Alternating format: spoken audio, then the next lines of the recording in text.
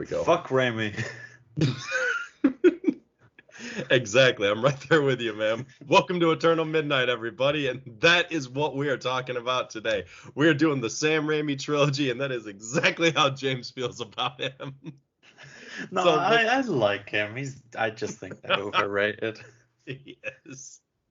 So obviously we're going back to the Sam Raimi trilogy, the first big cinematic debut of Spider-Man himself. So obviously the best way to start is at the beginning. So yeah, Spider-Man 1. Man, I remember because I'm older than you, so I remember what it was like when this was coming out. I mean, this was big. I mean, everyone was excited for this. This was like there was stuff everywhere promoting this movie. And I was 2 years old. I know. That's what I'm saying. You weren't around for it yet. I mean, you were here, but you weren't really here. But no. So I remember seeing the first one in theaters, and before that, I'd only really watched the animated show. So as a kid, I really didn't read many comics as a kid. So I mean, I didn't start reading comics till a few years ago. So it's like I didn't really know many of the characters, and the cartoon show was just, I mean, it was the cartoon show. I had like busy Saturdays and weekdays and stuff, so I never got to like consistently watch a lot of these shows, so I wasn't able to like really keep up. So to me, I mean, this was like, I mean, aside from the cartoon, this was like my first big experience with Spider-Man. And as a kid, I gotta say, I mean, I love this movie as a kid. I watched it all the time. Now that I'm older, it's not bad. I still like it. I still do like it. I still think the first one is a genuinely pretty good movie. It is a pretty good movie. It's not anything spectacular anymore. It's yeah, you like that? How many of those are we gonna fucking sneak? Oh God, if you can guess, we'll send you a prize. But I don't know. What do you think? I give it a 3.5 star rating. I mean, I saw it as a kid. It was my introduction to Spider-Man because I was 2 when it came out. I don't know how old I was when I first saw it, but I watched it a lot. Willem Dafoe creeped me the fuck out. Green Goblin horrified me and still does. I get nightmares watching this movie. But I loved it. It was so campy and fun, and I still enjoy that. Like, even now, I think it's got a good character arc. It's got, it feels like the 60s comics. And I think now reading them, I've read all of Stanley and Steve Ditko's run up till 1989 now. And it feels like those original 60s comics. It feels so campy and over the top, and the writing isn't great, and the characters are a bit two-dimensional. So it's like they did it on purpose. It feels the same. It's like neither Stan Lee's Spider-Man run or Sam Raimi's movies have aged well, and they both have a campy, unique charm to them, and the dialogue is, at points, it's laughable, but it was passable at the time. Well, because at the time with this Spider-Man movie,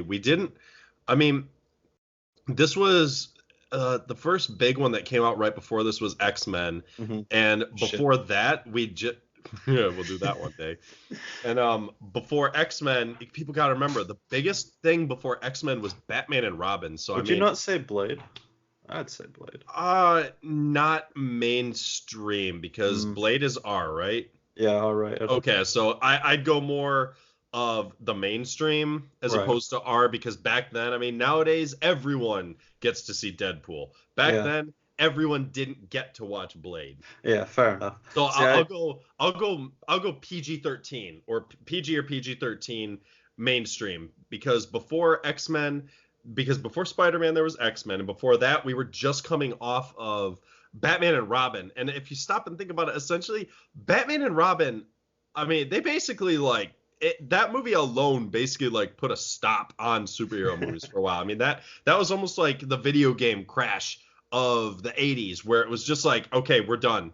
It's over. This stuff cannot be adapted, because look what we got out of it. So it's like X-Men, I think, took the first step towards wanting to be more quote unquote serious for the modern age. And Spider-Man, I think, almost looked at what X-Men did and it tried to improve upon it. in a different type of way, because at the end of the day, if someone was like, what would you rather watch, the first X-Men or the first Spider-Man? I'll take the first Spider-Man any day. Oh, definitely. All right, the first X-Men, it went, let's make everyone wear black costumes. We'll take the piss out of the comic costumes, and then we'll be like, ha, look how much better we are whilst we wear leather gimp suits. And then it was all dark, morbid. It was in rainy settings, but the dialogue and the acting was still campy. So it was like, what the fuck is this tonal jarring clash that's happening? I don't like this. I hated it. But Spider-Man, it was like, okay, let's just embrace it. He's wearing red and blue, not leather gimpy black. He's in a bright, vibrant city. He's kicking a like bright green psychopath. It's so camp and cheesy and fun, and I love it. And I think the fact that embrace that means it's aged better. It's that type of cheese that's enjoyable, because there's some that's not. Like Batman and Robin is cheesy where it's almost like annoying, but whereas Spider-Man made it work. I mean, like, what is it? What was that one line? What do you say, Spider-Man? Are you in or out? You're the one who's out, Gobby. Out of your mind. It's like, oh my god. That felt like 60s dialogue, and I love it. But that's what makes it hilarious, because it's so stupid. I love it though, because I keep seeing people who give this 4 stars, 5 stars, whatever the fuck you want to give it, and I laugh at that, because right, you give Spider-Man 1, 2, or 3 anything higher than 3.5 stars, and in my mind you're blinded by nostalgia, because I don't know why people do. I think at its core it's rose-tinted glasses, and I did love them as a kid. And if you asked me when I was 13, what would you give Spider-Man 1, 2, and 3? I'd probably go 1, 4, 2, 5, 3, 3. But now looking back, I think you have to take those nostalgia glasses off. And the first one, it's fun, but it's not particularly well made. It's like dumb fun at the end of the day. We'll go into 2 and 3 more, but I think that's what 1 boils down to. It's really fun, but Flash was in like barely any scenes, and he looked. Flash was sitting next to MJ. He got hit in the head with a tray. He threw a few slow punches, and then he broke up with MJ. That was Flash. Yeah. And people, for some reason, love this Flash, even though he looks 40 and he's in high school. MJ was so unlikable. Harry was the best part of this movie, I thought. Uncle Ben and Peter's relationship was so... What the fuck, Peter? You're an asshole. It felt off. Yeah, he didn't feel like a father. He just felt like, I have to get this line delivered and then leave. And I have to give him this emotional push, and then I'm done. I think that's what the other one did better. Yeah, I did feel more connected with Peter and Ben in The Amazing Spider-Man, but I mean, we'll get there another week. But I think this one, it was just very it was cliche. It was stereotypical. Like, this is what this is how the comics did it. That's how we're doing it. Where it's but in the comics, he doesn't even say with great power comes great responsibility. That's not a line he says. It's a thing that's added by Stan Lee in like a text box, I think. If what I'm remembering is true, I'm pretty sure it is. Well, I mean, Sam Raimi, if you stop and think about it, he really did cherry pick for these films. He just pulled stuff here and there because, I mean, look at it. We'll get Spider-Man 3 in a little bit, obviously, but I mean, goddamn, in the comics, Gwen came before Mary Jane, and in this one, Mary Jane was first. Well, that's more like Ultimate, to be fair. But I wouldn't say anything. I would say nothing in the Raimi movies wanted to fight the Ultimates. That's the one thing I think that did, though, was having MJ come first. But I think like a lot of it did feel comic accurate. I do not get this. Raimi's movies are good, but they're not comic accurate. That is the most bullshit thing I've ever heard. He picks scenes from the comics, scene for scene, they look the same. I mean, there's moments like when the costume gets stolen back in 2. I think it's 2, or is it? Yeah, it's 2, right? When he stole the suit from Jameson's office. Yeah, and in Spider-Man 1, when MJ gets thrown off the bridge and then the Goblin kills himself, that's right out of the comics. A lot of this stuff just is ripped panel from panel. Comic accurate always pisses me off because people always have two sides about it. If it is comic accurate, I mean, it depends what it is. And I mean, I hate to say it out loud, but everyone knows if it's MCU and it's not comic accurate, people will admit, oh yeah, it's not comic accurate, but it's okay. It's like, well, you can't have double standards. You can't say the Spider-Man movies. Oh, you can't like I've actually heard people say, oh yeah, I mean, they did Gwen's death, but they couldn't even follow through with it. I mean, what the hell's up with that comic accuracy? It's like, that's just what they decided to go with to make it exciting. Get the hell over it. That's the thing I hated about the first movie is that MJ lived because holy shit, she's a terrible actress. She is. I mean, or I'd have to say out of all three of them though, this is really the only one where I could really stomach her. Yeah, she's tolerable, but I think She the got just progressively worse as these Mhm. movies went on. I thought her acting got worse, her character got worse, her character arc got worse. Oh yeah, who Everything would you say about is the her best just character in this one though? I'd say Harry. I'd say Harry or uh Both the I'd say Osborns. I was just about to say Norman. Norman is Yeah. hands down easily the best part of this entire movie. He's so two-dimensional He is and comic-y, perfect. but it's yeah, he pulls I it mean, off. I come think on. He's doing the scene. He's literally doing Jekyll and Hyde, where he's talking to himself in a mirror, and the camera is flipping between his personalities.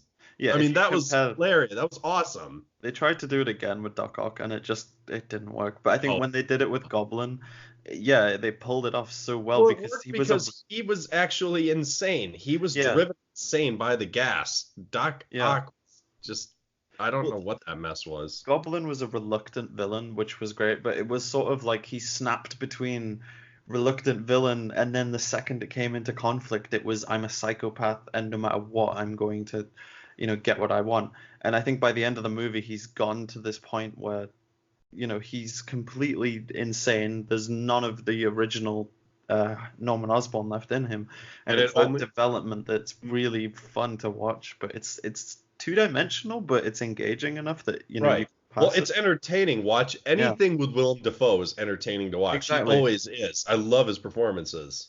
Yeah, I mean, it is a basic idea. I mean, I think if you put any other actor in Willem Dafoe's shoes, it would not have worked. So it's banking a lot on him. But I think you can say that with a lot of the stuff in Raimi's movies. A lot of it is banking on its cast. Because Tobey Yeah, but a Maguire, lot of without, that failed. oh, I know, but with Tobey Maguire's face, he can pull off these really Oh, dumb scenes, and he's cheesy enough that he can handle some of the dialogue that Raimi's he thrown his worked. way. Tobey Maguire worked at the time when I was younger. I enjoyed him because I was Mm, like, oh my gosh, he looks exactly like what a Peter Parker would look like. But it's like mm. now I look back at it and I'm like, dude, you're just a 25 or 26-year-old dude hanging around a high school. Like, come on. Oh, it's creepy that they all look older. I I know. do not Couldn't like they that. go with it? Couldn't, I mean, come on. I know that was the thing back then, but it's like, couldn't you at least have picked people who looked like high schoolers who obviously weren't? I mean, they all looked Mm. old. Yeah, that was the weird thing I thought in this movie. I'm glad they got graduation over with. I think it was in this movie. Yeah, Um, it was like it was right after Uncle Ben's death. yeah. Graduation hit, and then like by the midway point of the movie, Peter and Harry were living together in downtown. Yeah, see, that's right at the comics too. So I thought I thought it was weird seeing them in high school. Once they graduated, that's when it started to get back into it. Aunt May was phenomenal. She's like the best part of this whole trilogy. The suit's really good. The action was good. I loved the parade. I loved how campy Peter was in the parade. Man, Um, come on. They put a Macy Gray song in there. but it's so like It's just one of those. Why did Sony like have a deal with her at the time? That's what I uh, wonder. but Like, it did felt Sony so have a 2000. music deal with her? Because why the hell else was that there? I know, and then I love how that's paralleled in the third one when they have a Spidey parade. But I Oh, really did enjoy this. no, it was definitely fun. I mean, going back and rewatching it, I'll never truly. Uh, these movies will never, at least the first and third one, they'll never captivate me the way they did when I was Mhm. a kid, where I completely felt was in love with them. Because as a Well, kid, then I adored one and three, they're not and immersive enough. I don't think the characters have enough they depth don't. to them. There's really no. If you think about it, this is something that at least TASM got right. There's really no world building with these movies. It's just there. That's it. This is just this area. That's all there is to these Yeah, movies. It's just that's it. It's almost like the Nolan Batman trilogy. It's just that's just his world. There is nobody else. But you're adapting a character from the comics where there is a much bigger world out there. yeah. So I get what they were doing. I completely understand. I mean, crossovers just they hadn't been a thing yet, so I don't understand why it took until 2008 to start doing it. But so I get what they were doing, but the world just feels too closed off Yeah. now in retrospect, where it's like I can even go back and enjoy the original Tim Burton Batman almost more than I can enjoy this. I don't know why. Yeah, I think I mean I only watched the original Batman like last year for the first time. It's held up a lot better than this has, I feel. Mhm. I think it took itself a bit more seriously. This one, it was Spider-Man's a humorous character, so everything should be humorous, but that's never how the comics. Well, okay, the comics were like that at times, but they were their weakest when they did that. Um, This was the one where it showed the old Asian lady playing her violin, yeah, singing Spider-Man, right? yeah, I think it was See, either that this or was second one or oh, third. I that don't was know such. which. I don't either. They all blend. Yeah, Aside, they do. I mean, parts like that blend, but just it's like that was what that era was, where they were like poking fun at it, like that, and then like what was the other one? My big example. Oh, the Human Torch in the first Fantastic Four movie pulling out the toy of the Thing saying it's clobbering time. It's like Yeah. they almost thought like the self-awareness was gonna work or something, and it's like it doesn't. No, It's it not just comes funny. across as really awkward. I mean, that Yeah. whole singing sequence to me, it was just it detracted from the movie because it shifts all the focus to her being awkward and cringe, and it slows down the pacing a lot like Stanley's cameos. But I mean, that's the one thing I think this movie got right, though, was pacing, because from start to finish, I mean, the biggest thing I loved is how Goblin and Peter's growth as characters and how they become super Mhm. powered. It's Definitely. parallel. So Goblin, he pushes himself and he wants to be powered. He wants to succeed. It's all about that. With Peter, it's just a happy accident. And then as they get their powers, how they go about using them. Goblin uses it for his own gain. Spider-Man uses it for his own gain. But then they both learn different things. Goblin learns that he can benefit from his powers, while Spider-Man learns that with power comes responsibility, and it's sort of the way they diverge on their path. I think Hmm. that really sets them out.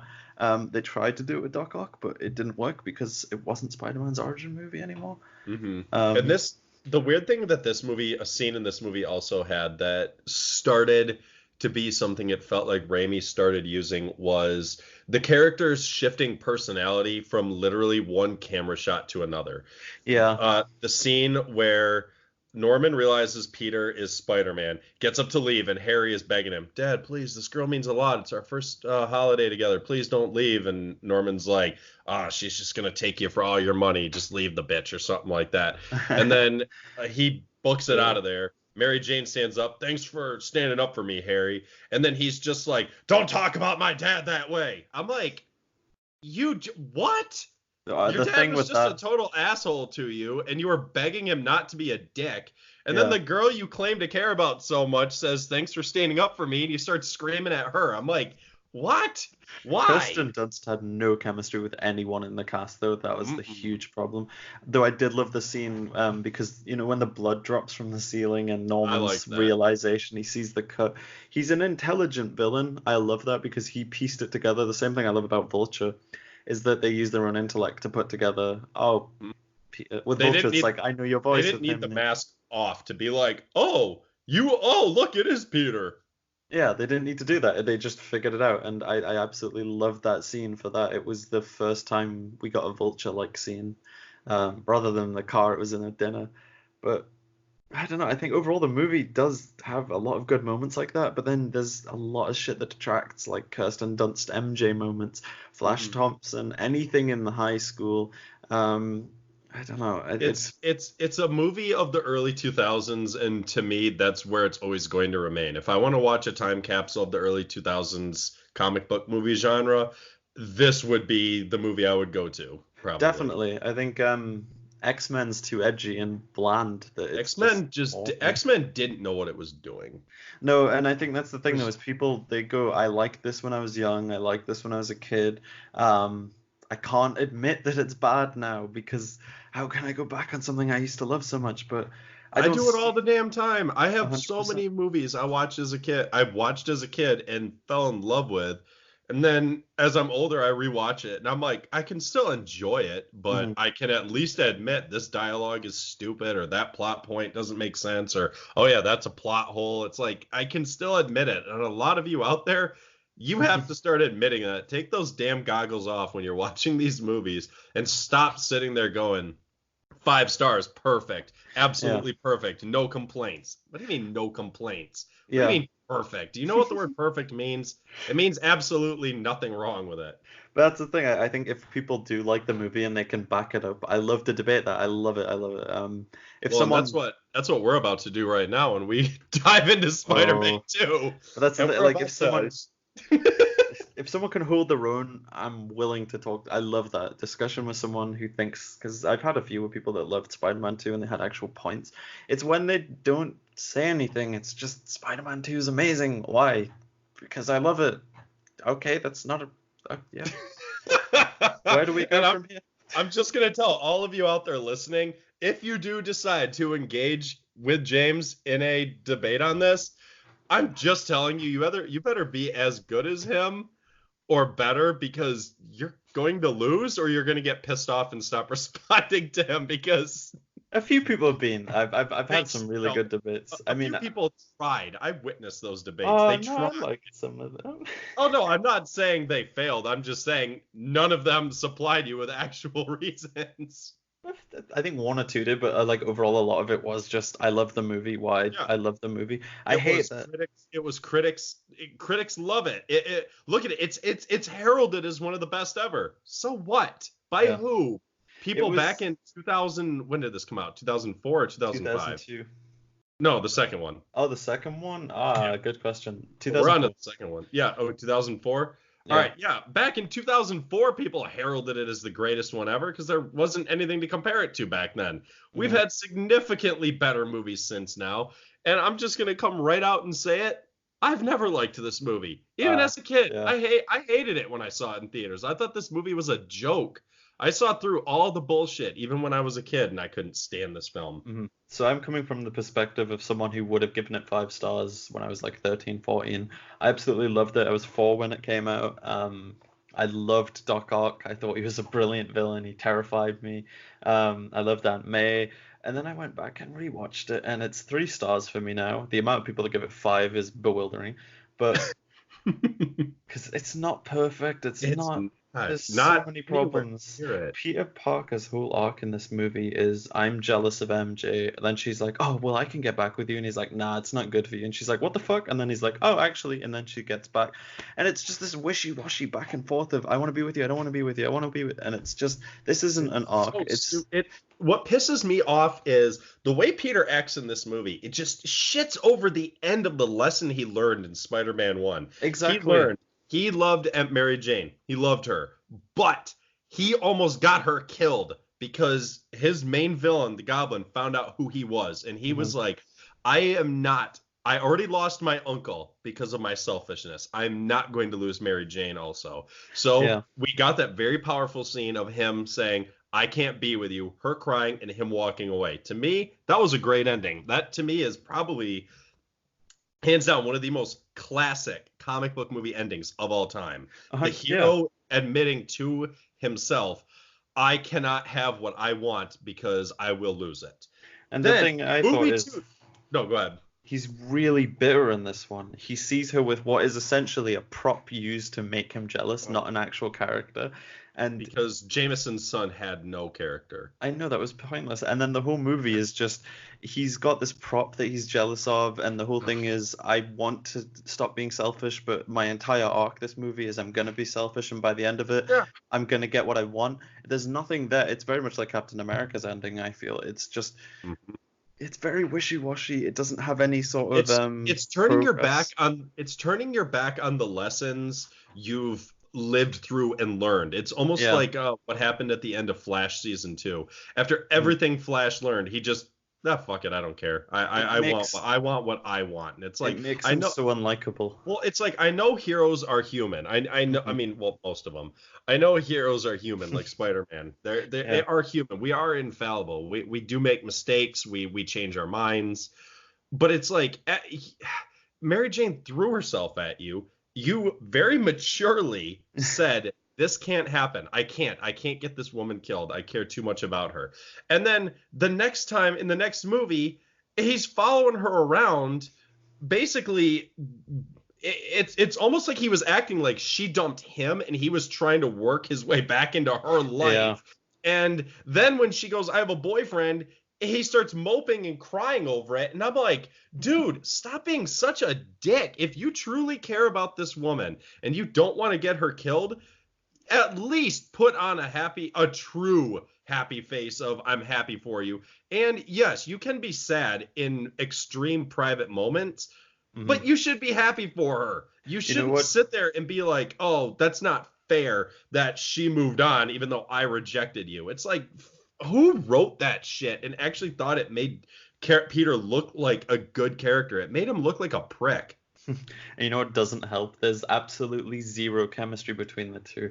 So I felt like every single You mean scene. none of any of them? I know that Kirsten Dunst didn't have chemistry with the prop that was Jameson's son, with Peter or Harry. So every single time that he got jealous and they ended up getting together for a brief moment, none of it felt organic. It was like these two people are going to the ends of the earth to be with each other, and I just don't buy it. And They felt like actors. yeah, and They the didn't feel dialogue, like characters. They just felt like actors. It's like that I don't. whole that whole scene on his birthday, where he's talking to MJ in the back garden. Oh That is God. the most poorly written fucking love scene. It felt like George Lucas had written it. And people will shit on Anakin and Padme, and then they'll look at this and be like, "Oh, a masterpiece." Fuck off with it. That scene right there, that birthday Yo, party scene, is so poorly written and acted, and it just they say random things that don't link together, one after the other, and then she just walks away and she looks back solemnly and she goes, "Happy birthday, Peter." I'm like, where the fuck did that come from? You just and then people shit on the Amazing Spider-Man 2's dialogue, and I'm looking at Raimi's movies like, really? I think this has worse I dialogue. mean, because those are a whole different beast altogether that we'll tackle Hmm. another day. But it just, yeah, I'm right there with you. It's like, how can you look at one movie that has such cheesy bullshit like this movie does, and then say TASM 1 and 2 are hot garbage? I know, and I mean, Doc Ock, let's get on it, Doc Ock. Oh, So people say he's one of the best villains of all time. I think that's nope. the biggest crock That's of shit that is a joke. That is one of the because, biggest jokes. Goblin, first off, Goblin and Sandman are better oh, than I Doc know. Ock. Doc Ock, though, just to perfectly sum up his villain, in one scene, he talks to his arms, which, by the way, is the cringiest thing I've ever watched because it's a grown man looking at these arms and speaking to them like a child, and it's not at all convincing. And I think maybe Willem Dafoe could pull it off, but this guy can't. So he looks at the arms and he says, "I can't rob a store. That's a crime." And then he's like, "Oh, I guess we do need money, but I won't hurt anybody." Next scene, "I'm gonna drop this old bitch off this building if you don't give me what I fucking want." Say, don't forget, he rips a giant door. He rips a vault door off and flings it across the bank. I know, and Yeah, it's don't want to hurt anybody. My ass. and this flippancy, like he jumps from point A to point B and back and forth. It's not like Goblin where it's a progressive fall into insanity. It's snapping back and forth over the movie, which just means the entire time he doesn't come across as sympathetic like Vulture or Lizard or Sandman. He just comes across as jarring, convoluted, and sort of never set in stone. Like It's like they where does wanted. he stand? Yeah, it's like they wanted to do the Jekyll and Hyde of Goblin again, but they were like, we don't want to directly copy it, but this is really only how we know how to do it, but we're not sure. It's like they didn't know what to do with him. It's like Yeah. he's either evil or he's not. You have to pick one. You can't keep doing this. I want to, I don't. I want to, I don't. And it's like I know at the end of the movie they explain it where he looks at the arms and he's like, "You're not in control anymore." It's like, oh Jesus Christ. They weren't in control though, because he's had conversations with them about it. It was a democratic decision to rob the bank. They didn't push him. He talked to it. Maybe he was peer pressured because there's four of him and one of them. Yeah, I mean Four of them and one of him. they influenced his brain because the inhibitor chip was destroyed, but Yeah. it was like, what? He still talked to them. He still conversed Yeah, with them. It wasn't just if they they were in made him. charge, they would either speak through him Hmm. or he wouldn't talk at all. Yeah, that's the It thing. was just it was just dumb. I didn't I and I the train scene with the oh my God.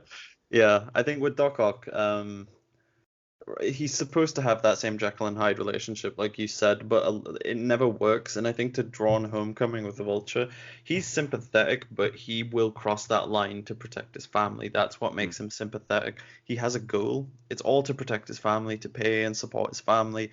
He has something that we can all relate to, which is family. Well, With Doc Ock, it's the not example you sympathetic. used that to me is the best is Doc Ock from the PS4 game. Yeah. It wasn't this AI bullshit. It was in the PS4 games, it was delving into madness. I Yeah, mean, his his brain got mind, fucked up. yeah, his mind was being warped by the arms. So it's like that made a lot more sense. And like you've said, to quote you, that was a much better Doc Ock. Yeah, it's because the prosthetics have to tap into your brain so you can control them. So by doing it unprepared, it fucks with his brain and causes a problem. But it's not like they talk to him or control him, which is really dumb. But I think, yeah, like looking at Vulture, he has a reason to do why he does it. Looking at Doc Ock, it's just how is he sympathetic? Because he's being controlled by something. It's never fully delved into. He doesn't have enough screen time for it to be in depth enough for us to care. And I think I don't know why people love him. I never get the reason. They just say sympathetic. I can tell you why Vulture's sympathetic. I can't tell you why Doc Ock is. Um, because I get it. He's controlled by the arms, so maybe he's not a true villain. He's just a man in a bad position. But they never delve into it. It's just the arms told me to do this. I went and did this. The arms told me to do this, so I went and did this. But then the arms told me to do this, and I didn't like that, so I decided to be a hero. It just shows I mean, it depends what route you want to go. I mean, it just shows what a weak mind he had. Yeah, and I think I mean, he's a because he said it earlier at one point in the movie where he was like, he's like the whispers in my head, the inhibitor chip, and the camera did the whirl around, showed the Mhm. back where the inhibitor chip was gone, and it's like, okay, but what does the inhibitor chip being gone mean? It means you listen to the arms temporarily possess you. yeah. What does it mean? I think the AI it can talk to you. I think that's what it was hinting at. I'm not too. But It was they never. were so they were strong enough to influence him, or Yeah, but then to me, they have their it's. own mind. What? I know he's like a brilliant scientist, top of his field or whatever, and somehow there's a little flaw, and I mean it's such an easy flaw to snap, and then you become a supervillain. How has it not happened already? Mm, So, I just think it's so flimsy, the plot, and the villain itself. He doesn't have enough screen time. Watching it, I was always wondering why are we looking at Pete moping over MJ when we could be delving into Doc Ock's fall into villain. And then the fact that he redeemed himself at the end is what got me, because something that Raimi did, which I hated, is all the villains die. Um, ugh. they all die, and they all seem to redeem themselves before they die, and that's kind of what gets me. Sandman didn't really die. No, but I mean, Goblin, he killed himself. He Yeah. didn't really redeem himself, but I mean, Doc Ock did. I would say Norman redeemed Yeah, himself Norman redeemed himself, but with don't tell Harry who I am. yeah, he became more human before his death, and I Yeah. thought he we didn't see him as a villain in his final moments, I didn't think, and it No, was the same with Doc Ock. So I don't know. It I don't to me know. it was just. That scene was so bad where he was just Mhm, like looking at the arms and he's like, "You listen to me now. We're mhm. putting this at the bottom of the river." But then that meant he had a strong enough mind to combat them the entire time. And he just didn't because no, my wife got killed, so okay, arms, you're in charge. Really? Dude, you're a scientist. Come on. To me, it Yeah. just read like Raimi did not know how to handle these villains. I think doing horror is a bit different, and so making that jump, I don't think he had any idea how to make a captivating supervillain. I think he pulled it off with Green Goblin, but it was so simplistic and banking on Willem Dafoe that it was so flimsy that any other actor in it would have failed. Doc Ock, I think Doc Ock's proof of yeah, it did fail without Willem Dafoe. You can't do it without a strong enough actor. See, I think he did it right with Sandman though. Sandman, he Because pulled it off, but it yeah, was. that's what I mean. It took him 3 tries, but I think he eventually got it. But then he I fucked think up he with eventually Venom. got it down. But Well, Venom doesn't count because Venom was forced upon him by the studio, and it that's was true. obvious it's obvious he didn't want to do it because Yeah. he didn't put much effort into it, which we'll get there, but we still got a little bit of Spider-Man 2 to Mhm. go over. I just want to know like why people think Doc Ock is such a brilliant villain, because okay, maybe he's sympathetic, but does he have enough screen time to delve into that? Does he have enough of an arc to keep him interesting? Is he at all threatening at any point? I wouldn't say he is. Because that's the thing, Vulture, he can be this father figure, this wonderful man, and then he could turn someone to dust with a gun because they might spill his secrets. He Hmm. has like these moments where even though he's a good person, maybe like his intentions are good, he's still menacing and imposing. Doc Ock, he's either campy villain who's not really menacing, or he's campy normal scientist guy that doesn't do anything. There's nothing to him. And There's the no substance. No. The other excuse I always hear is this one. The performance by the actor was amazing. It wasn't. That makes him awesome. And I'm like, what? Do you hear yourself? The Yeah. performance made the character great? No, it didn't. Willem Dafoe's performance. That just means the acting was on point. That doesn't Yeah. mean the character was good. But that's the thing. I think Willem Dafoe's acting's what carried the Goblin. I don't think that would have been good without Willem Dafoe. So I think for me, it's just okay. Does Doc Ock have a good enough actor behind him? I think the actor's good, but I don't think he could work with what he had because you're asking a guy to snap between point A and B so quickly, and there's no real character to play here. It's just in this scene you're evil, in this scene you're good. Can you do that? How can you get into a role like that? Exactly. How can you? Because with Willem Dafoe, it was okay. Your character is going to start out like he's good. He's offering Peter a job. He's being friendly with Harry. He's dropping him off at school. He's being a model dad. And then over the course of the movie, we want you to become more and more and more desperate and insane and villainous. And that's your arc. So Willem Dafoe can go, okay, I can get into that role. I can play that character. But you go to Doc Ock and you tell him in this scene you're reluctant, you don't want to do it. Even something like robbing a bank is horrific to you. Then in this scene, you're willing to drop an old woman off a building and kill her, and it's just how can you? And then you're ready that to role. and then you're ready to derail a train full of Yeah, people. there's no way you can. And then play you're that. ready to and then you're ready to build a sun that you know is unstable in the middle of the river in New York. Yeah, Yeah, but then snap yeah, back. okay. Yep, then It's snap back and send it to the bottom of the river, which even though I'm pretty sure wouldn't it still have been stable enough to have destroyed things? I don't know. Even under I don't think the sun is affected by water. I know. But It that was very much. I think the best way to describe Doc Ock is like a rubber band. They started out at one point, pulled the band back, and where Green Goblin ended, they let go, and he flung back instantly to that starting point. And so there's no real character arc. There's just sort of a jarring transition. It doesn't really hold up. So that's what dragged down the movie for me most, though, because you've got Spider-Man and MJ's terrible relationship as a main plot, which seems to take over the disgusting focus. back and forth garbage. Yeah, that takes over the most of the movie, and then Doc Ock feels like a subplot, and the subplot's not even that captivating, and a villain should never feel like that. I don't know, maybe not. And Spider-Man quitting, that dragged it down because that fucked with the pacing. Didn't make sense. I mean, if he'd been questioning himself at the end of Spider-Man 1 and it ended with him like trying to shoot the organic webbing and it didn't work and he just like shakes it off, whatever. Okay, that could have been a little bit of a lead-in, but it just came the hell out of nowhere and then it went the hell away. And I thought it never came back again. It was literally a crutch for the writers, in my opinion.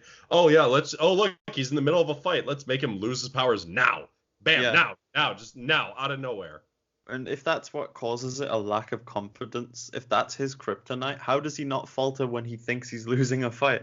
Surely it falls apart. And I think and it was stupid because I know I don't know what arc it is, but I know there's a story where like he starts like losing his powers or something like that. But it's like you got to remember he also had the web shooters in the comics. He didn't have this organic garbage. Which, by the way, fanboys out there who do it's comic accurate. Yeah, he had web shooters, not organic webbing. Sorry. I see in the comics, being like the comics isn't. That doesn't inherently make it good. I'm kidding. No, I know. I'm just saying like being like the comics inherently doesn't make something good. But then I think being different, you have to justify why you're changing something. I thought the organic webs was just weird, and I thought it doesn't, like, Peter never felt intelligent in these movies, especially not in Spider-Man 2. He's against a brilliant mind like Doc Ock, and I couldn't help but feel he was just some random high school student. There was nothing there that to me felt like he didn't show his intelligence in this movie that well, I thought. So let's see. We've basically badmouthed it for the last almost 20 minutes. What does it do good? Uh, I liked Harry.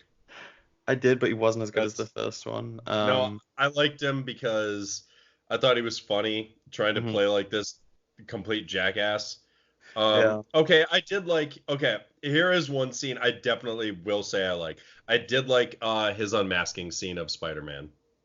I Yeah. liked how he was ready to kill him. He saw it was Peter, and he literally, in my opinion, he did react how I would react if I hated a superhero, I had them under my power, and I unmasked them, and it was my best friend. I'd be like, I would be so torn, like I don't know what to do. You killed my dad. Well, in his mind, he killed his dad, Yeah. but I it's like you're my enemy, but you're also my friend. I wouldn't know what to do. Yeah. So I like that, but I mean that's really about it. I didn't really like Mhm. much else. See, I thought right, okay, most of the Star Wars Spider-Man memes come from this movie. And I think Oh, when you're right. you look at the Talk Star about the Wars side. prequels. Talk about the sidewalk scene. Oh God. Yeah, but I mean, right, okay, so look at the Star Wars Yep. prequels first, yeah? Right. Mm, Why did they get memed so much? they're garbage. They have bad dialogue, they're garbage. Why does Spider-Man 2 get memed so much? Bad dialogue, it's cringy, it's not good. So I think just looking at why it gets so memed, I mean, maybe there's something there. I mean, just look at right. Okay, so this is the opening with the pizza shit. That why was that even in the movie? That was stupid. It fucked with the pacing because the first act was just so sluggish. It took so long to get going, and when it did, it took ages to flesh out any of the characters. That sidewalk scene. What's it? Is he on a sidewalk? Yeah. Oh Well, he's no, the raindrops keep yeah, falling yeah. on the They that do that shit. musical number. He falls over. He's got both his big heads on either side of him, and it's all camp. And then people, That hold up people, at the very end, that freeze frame zoom in. mhm. People Oh slate my God. Spider-Man 3's walk, but then they love Spider-Man 2, and it has this shit in it. I think both are garbage, but holy shit, They are. this But at one was least just as bad. I three's thought. three's at least made sense because he thought he was being cool and he's a dork and he's one of those dorks where to him that's being cool. So Yeah, it's like it made that three made more sense than this one did. 3 made more sense. It still shouldn't have been in the movie. No, 2 I should agree. have been. It no, neither of them should have been there. No, That I mean, but hey, look at it this way. All three movies got a musical number. First one got Macy Gray, this one got Raindrops, and I don't remember what the song in the third one was. I think with the thing that I've noticed with these 3 movies, none of them are particularly interestingly shot. The action is very cartoony. I mean, visually, they're not that exciting either. I don't know. I just don't think there's much that hooks me on Spider-Man 2. They're not. It's like you said earlier. These are just movies that they came out and for the time they were good. I will give them that. For Yeah. the time they were good.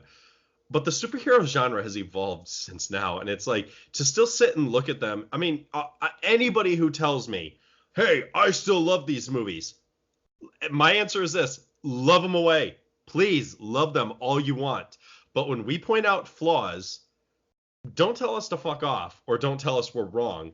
Either debate us or you need to rewatch them because these movies have serious flaws in them. See, I'd like to debate. I love it when someone actually does argue points why it's good, and I think some people do have reasons. Um, Enough people probably do, but I don't agree with them myself. I've argued why. I've said that in this video. Well, I mean, you and I disagreed just earlier today when we were talking about X-Men Apocalypse. Yeah, So it's exactly. like exactly. I mean, we have an unpopular opinion. It's negative, and so that's fair enough. But I think I do enjoy debating this movie because I think it's one of those ones where there's enough people out there that hate it. So of course you're going to run into people who have no points whatsoever, but you're also going to run into people that do, back their stuff up. And I think there's some valid points why people like this. It's just I don't agree with them. But the way I put it personally, if Venom was made in 2004, it would have been received better than this, and that's all you need to know. Mm-hmm. I remember It's you I remember you said that the day you came out of Venom. Yeah, I think if you released it in 2004, Venom would have been acclaimed as the best superhero movie of all time. It would have beat Spider-Man 2 and 1, but it got released in 2018 and it wasn't well received. I think that just shows how much the genre's come along. Women aren't just side characters to be the love interest anymore. The action's come a long way. The writing has improved a lot. The villains are a lot more complex. Venom is a product of the early 2000s and it came out last year. Definitely. And I think if you'd slapped it back in 2004, it would have been just as well received as Spider-Man 2. It really does feel. I mean, we'll talk about Venom. Maybe we'll do that when we do Homecoming. I don't know. If I can be bothered to rewatch. Oh, you get to. So do I. I don't want to. But Venom really does feel like a script that was written literally in the mid 2000s and just stuck in a drawer somewhere. And then when they were getting ready to make it, they just yanked the script out, changed one or two things to update it to the times, like, like a smartphone instead of a flip phone or some shit like that. Mm-hmm. And then they just said, well, the script's already written. We did a few quote unquote rewrites, and then bam, they filmed it. Yeah, it does feel very early 2000s. But at the end of the day, at least in the Venom movie, he was actually Venom, as opposed to the movie now, Spider-Man 3. I still think Spider-Man 3 is a better movie. Well, no, I do. I definitely. The biggest flaw I have with Spider-Man 3 that pisses me off to no end is I gave it 3 stars, by the way. I gave it the same rating as Spider-Man 2. I'm pretty sure I put it above Spider-Man 2 in my rankings. You did. Yeah. So my biggest flaw though was that they retconned Uncle Ben's death, because that just felt convoluted and it really dragged down like the second half of the movie. Because I think the first half of the movie is the best stuff in any Raimi movie, just to put that out there. It's the second half before the final fight that's really messy, and it's when they retcon Uncle Ben's death and they try and throw Sandman into it. I mean, think about it though. This to me was the first movie where Peter and Mary Jane actually felt like they had chemistry at some points. A few times, yeah. Like when they were up in the web and when they were in the park at the beginning, they actually felt like an actual couple. They actually felt like they enjoyed each other's company and enjoyed talking to each other. Whereas 1 and 2, they just felt like, oh, Tobey Maguire just met Kirsten Dunst for the first time in this scene right here. I've seen actors that hate each other play more convincing couples than Kirsten Dunst and Tobey Maguire. That's because they were probably better actors. Probably. But I think with Spider-Man 3, okay, so everything up until Venom, brilliant. Sandman is fucking phenomenal villain. He's really captivating, really well played. That scene with his daughter was so depressing and good. The action scenes of Sandman were great. Like when he punched him and his hand just went through him and he's like, oh, what are you going to do now? That was fun. I loved the Spider-Man parade. I thought it was a great parallel to the first movie because he's really egotistical and he's wallowing in his own, self-image and his own publicity, and he's loving that the public are now on his side and he's enjoying being Spider-Man, but he enjoys it a little too much that it becomes narcissistic and egotistical, which I think is the perfect place to take this character after Spider-Man 2. I think it felt like a great movie until you hit the symbiote, and then it was just Eddie Brock is a shit villain. He's unconvincing. Peter can't play the edgy I'm evil guy. He tried, but that's what I was saying earlier. That really is how a dork would do it, though. Yeah, but the thing is, the symbiote corrupts you and makes you actually evil. I get it, but that's also Tobey Maguire's just acting. Yeah, he can't pull it off, but I feel like the symbiote is always. I mean, it did in this very movie with Eddie Brock. It doesn't just make you what you think evil is. It makes you an evil, more dark person, because the symbiote is literally darkness personified. Then like I said, I attribute that to Raimi's direction and Maguire's acting prowess. Exactly. He should have been like the scene where he hits MJ. That to me was the closest we got to seeing it, because that was absolutely brilliant. The suit not talking to him, that did happen in the comics. So for people who scream it's not comic accurate, I'm just gonna put that out there. The suit never talked to him originally when he first got it. And when it bonded to him, it was very much just another suit that would occasionally take over him. So they got it right to an extent. And then Venom came in. The bell tower scene is straight from the comics as well. Yeah, I was going to say the bell tower scene was beautiful. It was just how Venom acted and behaved later. I'm just convinced Raimi can't do actual evil. No, He can do campy, he can do he o- cheesy. He he can't only do. got evil with Green Goblin because that was Willem Dafoe's Yeah, that acting. was Defoe. The That went costume, the writing, and everything else was just cheesy. exactly. That was Willem Dafoe probably doing his research and being like, who is the Green Goblin? Mhm. And I being read the like, Goblin this in is his who, voice now. yeah, and being like, this is who I have to be. Mhm. Um, Whereas obviously, I mean, good Lord, Topher Grace, really? Yeah, That good God. that's like casting Justin Timberlake as the Eddie Brock. It was so Oh weird. God. And okay, so maybe you cast someone that looks a little different and it can work out. It's an adaptation. It doesn't have to be accurate. But then Topher Grace didn't pull off evil at all convincingly. No, The he just best pulled part off was, he pulled off just a smug jackass. yeah, that's what it was. It was just, I'm better than you now. Look how powerful I am. Hey, I've look, got your I girl. stole a photo you took and I edited it. Aha. Yeah, and I thought his whole I'm why he was mad at Peter was really hollow and kind of, I mean, in the comics it was as well. So yeah, I but I mean, think yeah, both but they were times it was also unconvincing. but in the comics, weren't they also younger? I don't think Weren't so. were these not grown? I mean, was it really a grown man who went to a church praying to God to kill someone? In the comics it was Eddie Brock praying for power, I think. Yes, and that in the movie, God, please kill Peter Parker. It was like, oh, jeez. Yeah. In the comics though it was I think I Eddie mean, Brock wrote an article and Peter Parker disproved his article, which ruined his career, so he got angry and wanted to kill him. That was shit. And I think in the movies it was just a shit with, oh, I faked a picture and you called me out on it. I want you to die. Yeah, I mean, points for being comic accurate, but neither of them did it particularly well. and then the whole he even used, and I know someone will say it because he said it in the movie, like the whole excuse of like he stole my girlfriend. Mm. If you actually watch the movie, Gwen was never his girlfriend. No, no, not at They all. went And they went on one date, yeah, and it that was was to it. piss MJ off. No, no, I'm saying Eddie and Gwen went on one Oh, date. right. So Okay, she yeah. was never his girlfriend. And Yeah. you know what? So basically, yeah, he failed. But yeah, when with Gwen Stacy, I just what a waste. What? Why? She's more like MJ in this because in the Yeah. 80s MJ had a modeling career. Hmm. So to me it's like, oh, they just took 80s MJ and put her in there, incredibly basic, used as a prop like Jameson's Yeah, son. I was gonna say they just that was another cherry pick. They just who's another girl? Oh, Gwen Stacy. Oh, she's blonde. Yeah, throw her in. Why not? It's like Yeah. you just wasted her. But that's the thing with What was the damn point? with Raimi's movies, I don't think any of the side characters are particularly well written, and it just got worse when they started to juggle two villains. I thought because Raimi made the mistake, and I think they did the same thing in The Amazing Spider-Man 2, of having two villains that take center focus. Because I think that you should do it like Homecoming did it, where you have one villain and he either has henchmen or side villains that are smaller roles that appear. So, all right, so for that it Well, was like well, Vulture real has the quick, Spider-Man 3 had three. Don't forget oh yeah Harry, three. Well, Venom, Harry and was scary. Sandman. But I He was at the beginning at least, and once he got amnesia, they kind of had to make sure he stayed with the amnesia.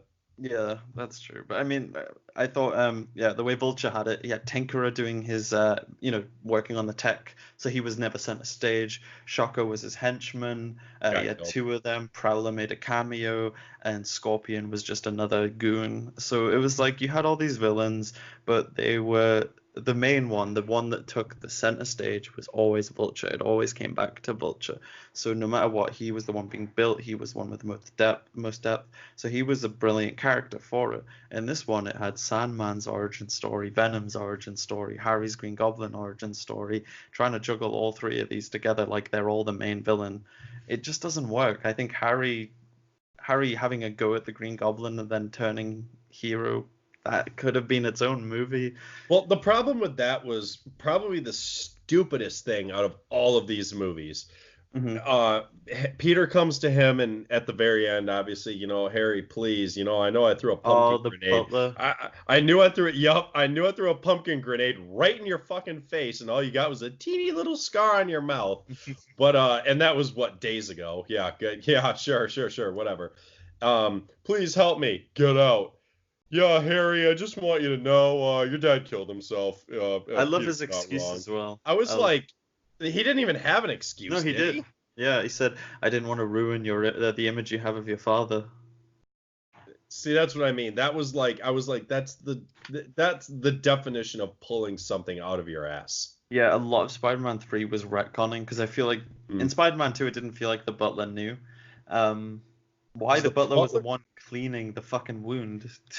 of a man who just basically cut himself in half. Yeah, why was he the one cleaning? I don't know. I thought it would have been the first responders, but I guess It his was butler was doing it it. was stupid. Yeah, and then so they retcon Uncle Ben, they retcon Well, like that, Green oh, I Goblins. cleaned his wounds. It was obvious they were made from his glider. How did the butler know he was the Green Goblin?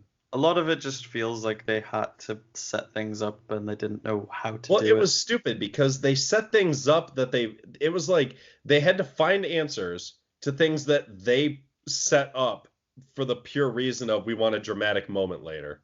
Yeah, and honestly, I felt Spider-Man 3, it had an unconvincing plot.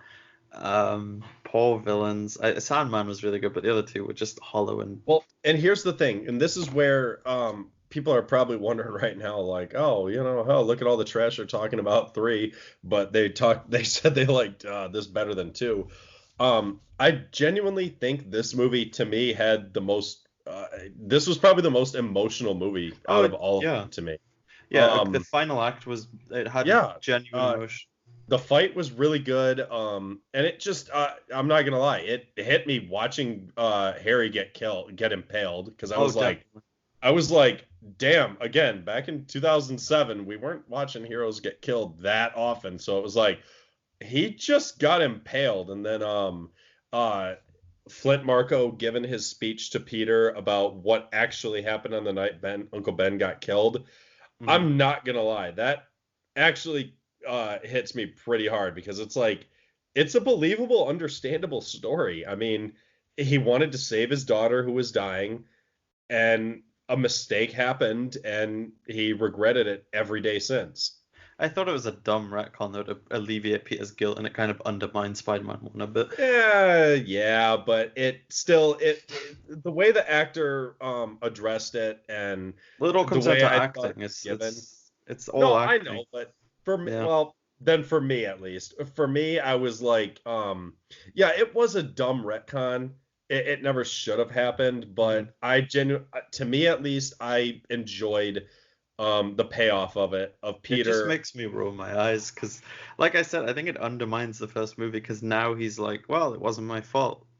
So it's like Mhm. that whole message doesn't mean anything now. It's sort of like, why, No, why it bother? still was, because think about it. The thief he let go was running towards Flint, and Oh, if but he it's still such a stopped him, Flint never would have accidentally fired the gun. He would have gone home to his daughter, and he that's never would such have a gone to other flimsy people. connection though. It's not like, It is, but it still yeah. works. It kind I don't know. I thought that was just like you could have left it alone. Sandman didn't have to be connected to Peter. I don't know why every villain had to be connected to Peter. I'll give Um, but him. the reason that I think it's a three-star movie beyond the final fight, which is really good, is the first hour isn't bad. The first half of the movie, where it's just Sandman, there's no retcons, it's Peter enjoying being the hero, the parade, he's having so much fun, his relationship with MJ is going really well.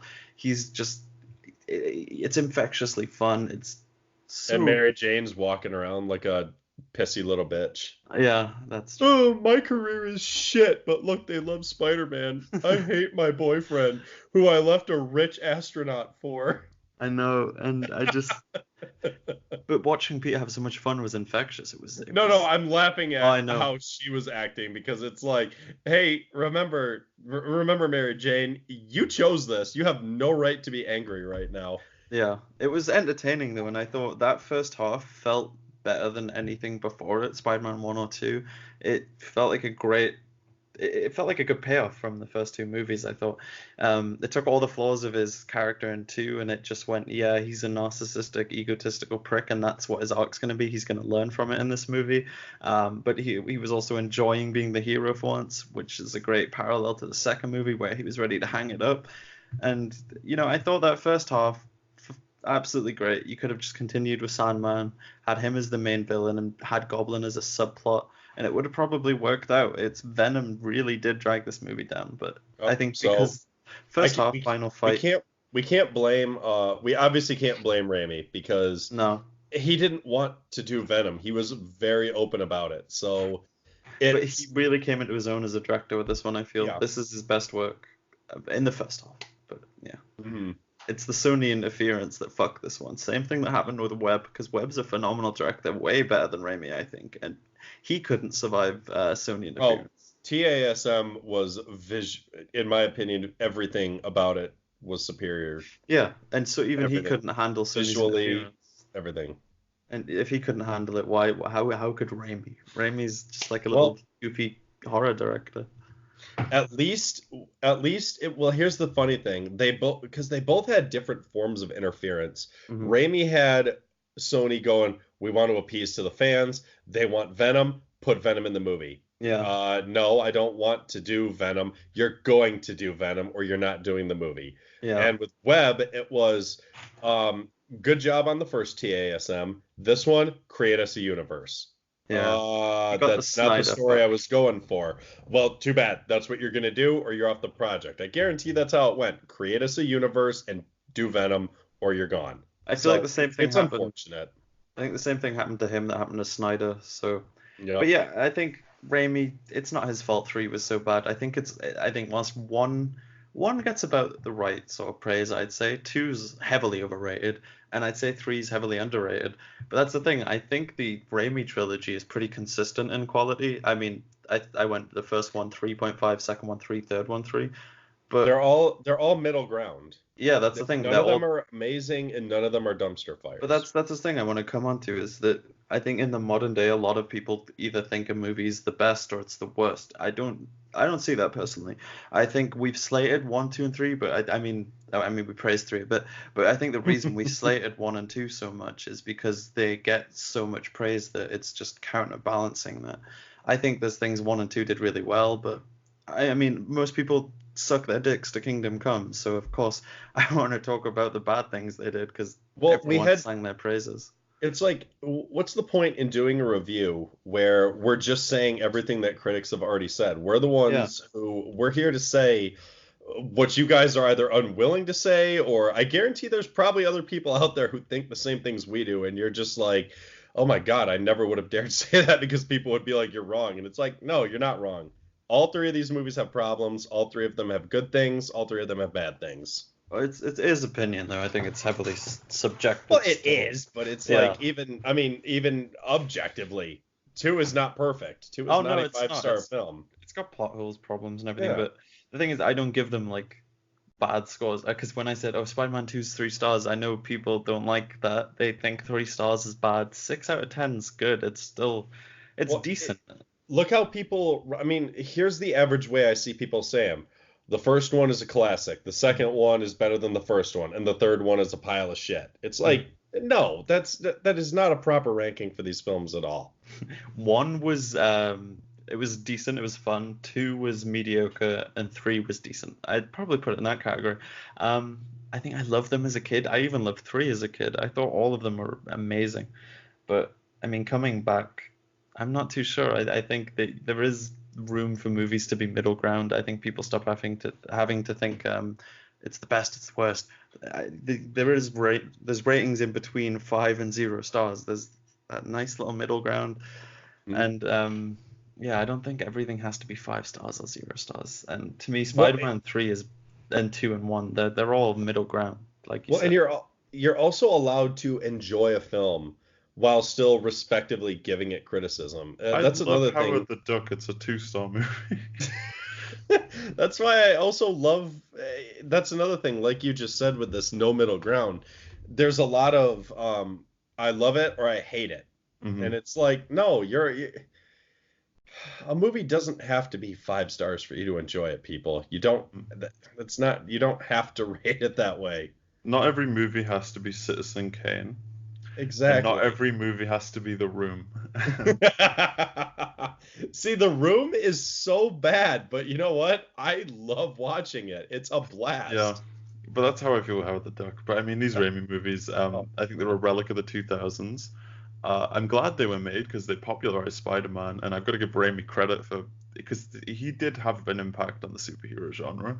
Um, but I think it's sort of he set the foundations, and then better people came along and improved everything he did. And I mean, the Raimi movies feel kind of like predecessors to the MCU, I'd argue. I feel like they set the seeds for what we now know as the modern superhero genre, but I think that it's improved a lot since he did it. But he definitely laid the groundwork. Yeah. I don't think X-Men did, because X-Men remained shit all the way up until this year. So what the fuck have they been doing? Hey, nope, you forgot. Nope, First Class. Yeah, but what I mean is they've had Oh, four they've good movies. consistently they've never been they never made their way to the top of the hill and stayed there. Yeah, they've always been. I mean, First Class was like a spot that just sort of spiked up because they hired Matthew Vaughn, and then it fell. But yeah, so I don't think X-Men's never laid the foundation. It wasn't Mm. groundwork for the superhero genre as we know it. It was Spider-Man, I think, that really propelled it. X-Men to me, it's like, did Ghost Rider build modern superhero movies? No, it didn't. Neither did X-Men.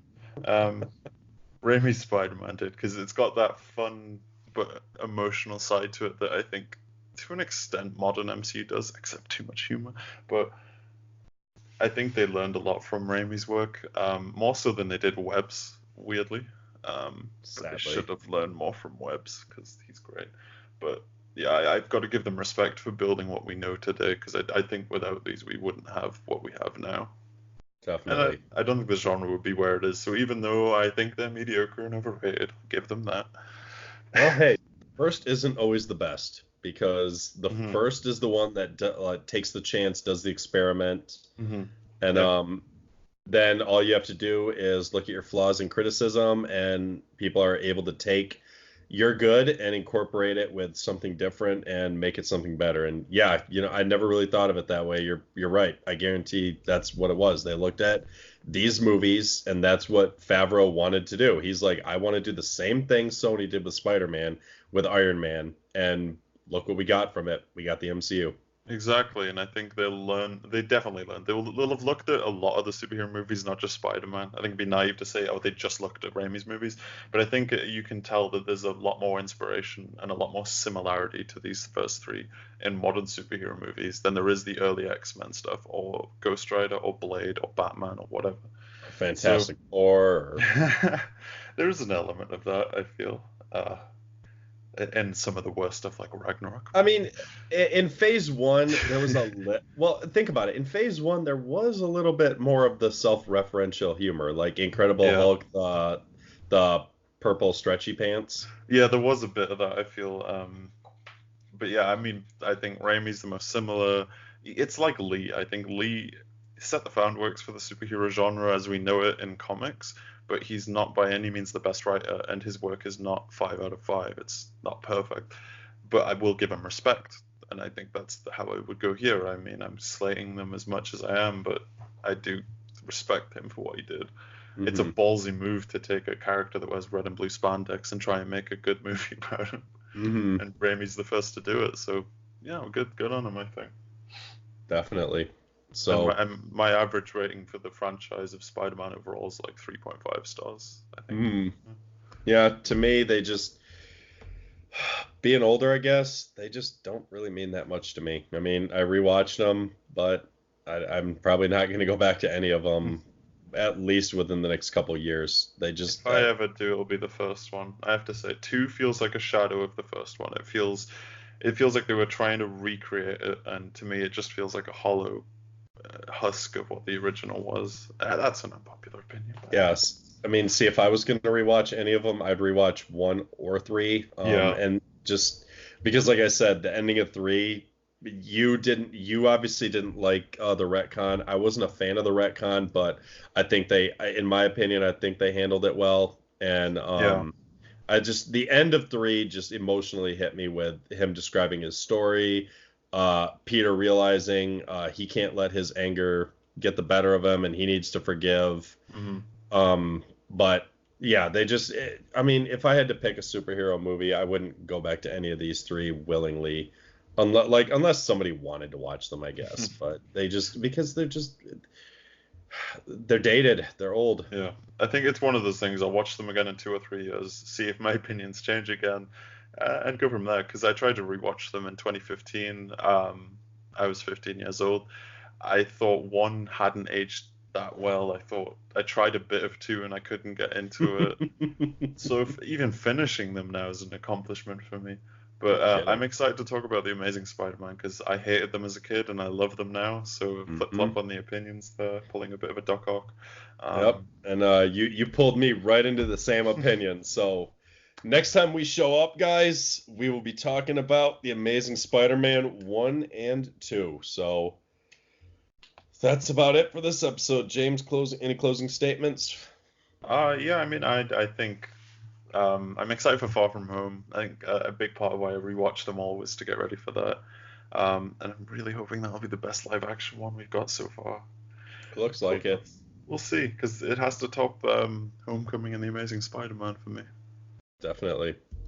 Yeah. So, guys, thanks for listening in. Next time you hear from us, we're going to be talking The Amazing Spider-Man 1 and 2. See you soon.